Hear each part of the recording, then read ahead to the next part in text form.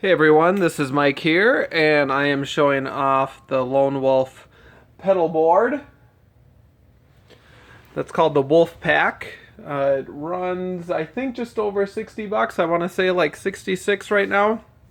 It's made out of 3/4 inch plywood, and it comes with this handy dandy bag to travel in. I'm doing this one-handed holding my cell phone in a very feedback-prone room, so we'll see how this goes. When you get the pedal board, it comes with Velcro installed, and then it also comes with Velcro for your pedals. And I have that attached here. It has a Tolex covering. Kind of check out underneath there and see how that's glued down. And you can see it holds an assortment of pedals. So here's a heartbreak to put it in relation to scale here. These two are fatter than your typical Boss style pedals, and these are probably similar to a Boss style. The Lex again is going to be quite a bit wider. This is smaller. This is smaller as well. And if you can see here, power and the cables can run together. And there's a slot here that comes through on the other side. And I'll show you a little more about that here before I get into some pros and cons and some additional details. Underneath is the power station that's also made by Lone Wolf, $97. This is a ridiculously good deal. You should be buying this even if you don't use the pedal board. So I'll tip you off right away there. So spoilers there that this is amazing. You can get a good look at what it can power there. If you notice the two zoom pedals and you want to get real technical, those are show a couple different ratings for the milliamps. And I have no problems running them. I have one plugged into the high 300. I think one of my other pedals is in a 300 milliamp, and so the other zooms in 100 milliamp somewhere, and that works just fine. See, 9 volt, 100 milliamp, 1, 2, 3, 4, 5, 4 of those. Numbers 5 and 6 are 300 milliamps, and 7 and 8 are 100 milliamp, 8 volt. I think those might even work with some of the bigger Lone Wolf pedals like the Harp Attack and the Boogeyman. I don't know because I don't use those. Some of the other structures here, you can see plywood here is what it rests on. There's a cutout here on both sides. You can easily feed cables around that, which is usually how I have it tucked. The pedal board, in addition to those features and the Velcro, comes with a couple other extra pieces. It does come with zip ties. I don't have any of my cables zip tied. You can see that when I flip it over. And it also comes with a couple brackets, and I think that these are more so for the power on that unit there on the power station. So they can clip on here, and then you could actually screw it to the board to keep it from moving. I haven't settled on a position I like yet, so I've just let that off. I did screw the brackets for the power station. I chose to mount it back here and just tuck in the cables. Again, I haven't zip tied anything. This is a pretty new setup for me, and I like to make sure stuff works before I make it permanent. So there you go. Things I really dig about this. I can fit all of my pedals. I had some pedal train boards before, and I was always like one pedal short of what I wanted on there. So here I can comfortably hold all of my pedals without any problems. The cabling's really easy to get to. It does look maybe a little messy because I don't have anything zip tied down. You can see, especially over here, I got things tucked all over. So I guess a con would be if you're used to the more pedal train style and being able to feed them underneath. I don't view that as a huge issue. The Velcro is super super strong. I would again compare that to some of the other manufacturers out there. I don't ever worry about anything coming off of this. Super well done. Good choice on the Velcro. It does have a carrying handle, which is nice, especially around the house here, or after you get out of the bag and you're trying to set up. I have found that to be helpful. I haven't had any problems with the structure. It's been super strong. I tap dance on pedals all night. I've had 0 issues. I haven't had any problems with any cables coming loose for the power station. Haven't had any issues with the Tolex peeling. Haven't had any cons in terms of practical use. In fact, I've probably had an improvement because I was using daisy chain power supplies before, like a one spot, and that added a lot of noise, so I had to go through on my pedals. Everything's on, including my monitor. I can prove that. And there's no hissing or anything from the pedal board, so that's a huge upgrade.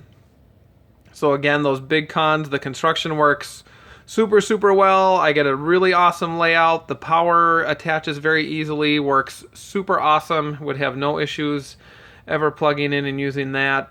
I'm digging the handle. The Tolex seems to be doing okay. The angles in terms of stepping are convenient. Nothing other than awesome there. A couple of things I've noticed is that the Tolex is glued, so I don't know if that'll ever cause a potential issue with any peeling. It sure doesn't seem like it.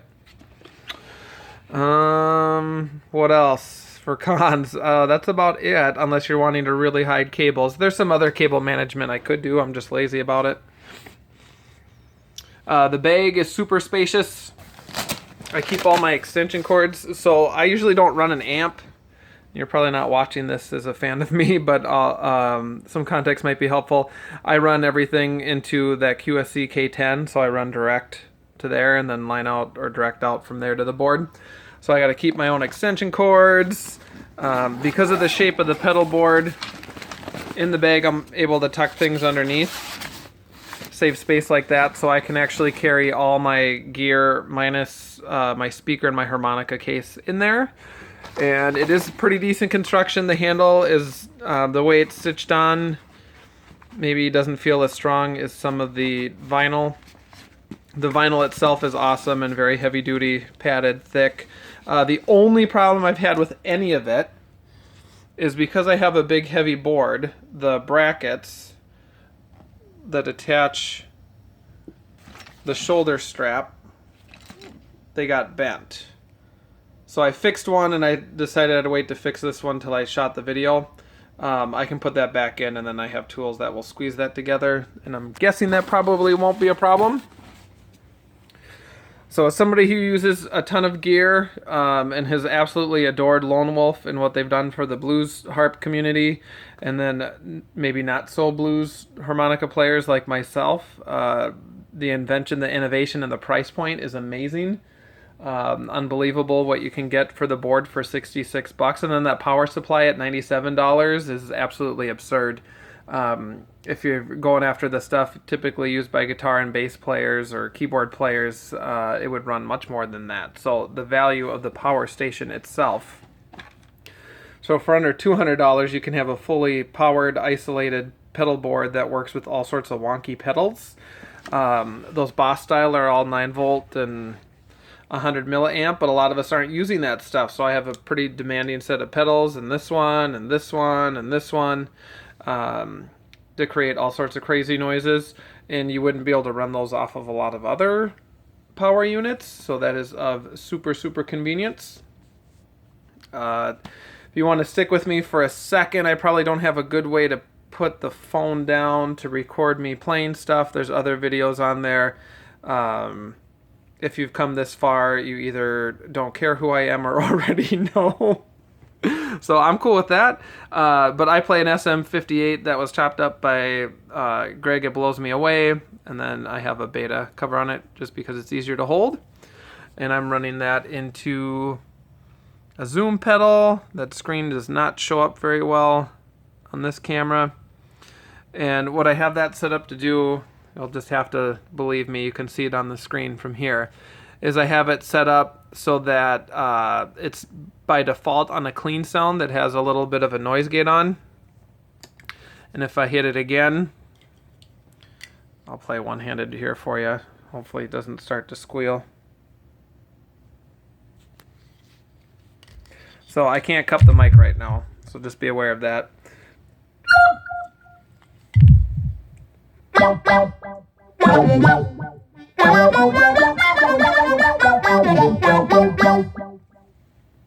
That's a bass wah, so I have an octave down with a envelope filter phaser.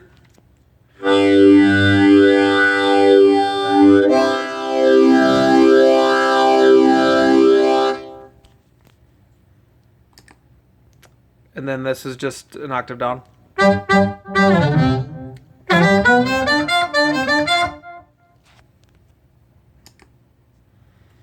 Ring modulator.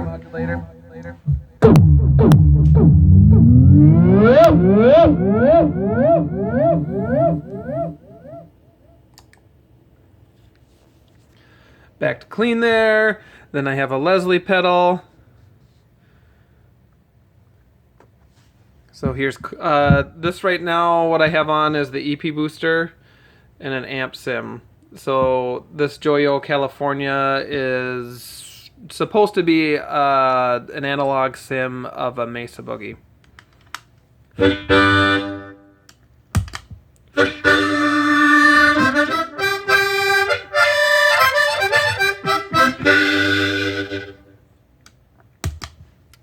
So just remember, I can't cup. I'm holding it like this. EP booster, which is always on, which just adds sort of like an EQ. I use the Heartbreak as insane distortion, which will probably feed back the second I hit it. If I stand up here.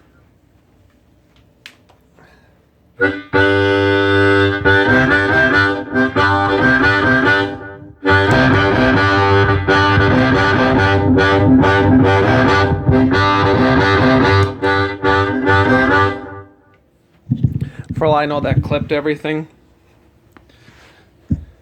But it's pretty awesome. On a stage, it doesn't feed back at all. I don't get the bass feedback. I'm just in a very small home office, and that is not ideal for this setup.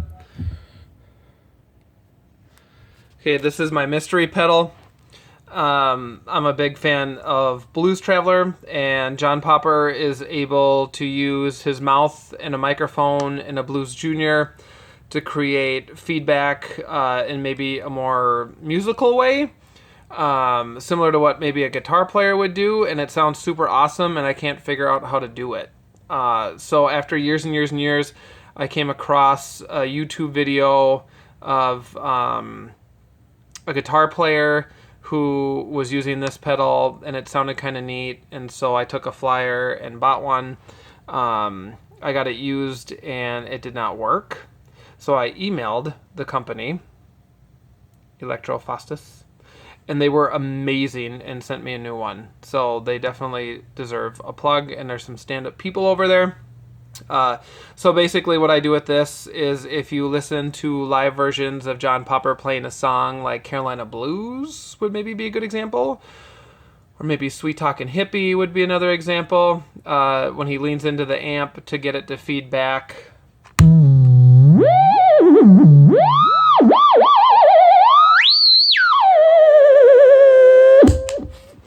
So you can do some stuff with that. The trick is, the closer you are to the photo sensor, the lower in pitch. So mostly I just use that for spaceship noises, because I like spaceship noises. I guarantee if I get any thumbs downs that are about my actual rig and not my review, it'll be because of that. And then over here, if I can get back to my one-handed rig. Right now there's just a delay. This is all my time-based effects.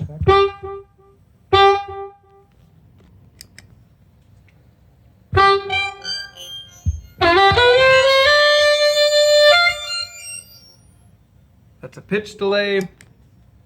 This is another trippy delay.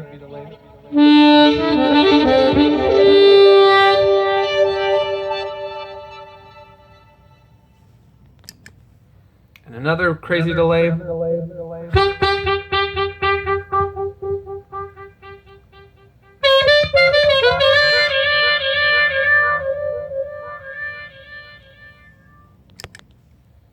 then just a long delay.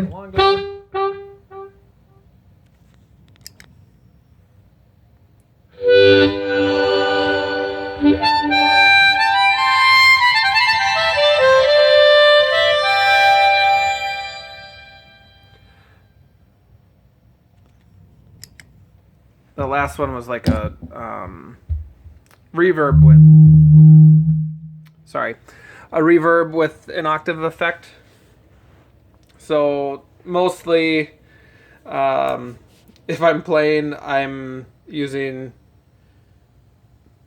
these two left on, and then I hit on this one when I play rhythm parts, and then a very small portion of the night I'll go into hyperdrive with this, and then maybe once or twice a night I'll turn on one of these effects,